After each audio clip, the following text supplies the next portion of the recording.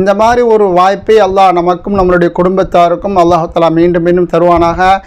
எப்படி நம்ம நபி அல்லாஹ் அக்பர் பெரும்பெரும் தலைவர்களை கூட நம்ம வேண்டுகோள் வைத்தாலும் சந்திக்கவே முடியாது. நாம் இவ்வளோ பெரிய பாக்கியத்தை அல்லாஹ் தந்திருக்கிறான்னா அதை நினச்சி நம்ம ஒரு சொட்டு கண்ணீர் வடிக்கணும். நம்ம கையில் எந்த அமலும் கிடையாது.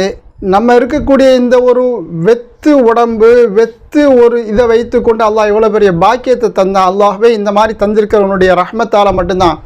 இதே மாதிரி நாளைக்கு ஆகிரத்தில் நான் உங்ககிட்ட சொர்க்கத்துக்கு கேட்கறதுக்கு என் கையில் எந்த அமலும் இல்லை. அல்லாஹ் உன்னுடைய ரஹ்மத்தை கொண்டு எங்களுக்கு சொர்க்கத்தை தான். அதுவும் கூட எப்படி நபியனுடைய பக்கத்தில் நான் வந்தோன்னே இதே மாதிரி எனக்கு நபி கூடையே எனக்கு இருக்கக்கூடிய பாக்கியத்தை சொர்க்கத்தில் அவ்வளோ பெரிய உயர்ந்த சொர்க்கத்தை தான் என்பதாக நாம் கேட்கணும்.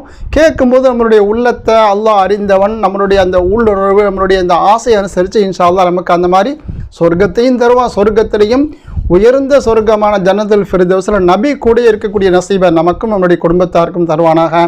அவனுடைய வீடு காபாவையும் நபியினுடைய வீடு மதீனாவையும் அல்லாஹ் மீண்டும் மீண்டும் காணக்கூடிய நசீபை செய்து கபூலாக்கி வைப்பானாக.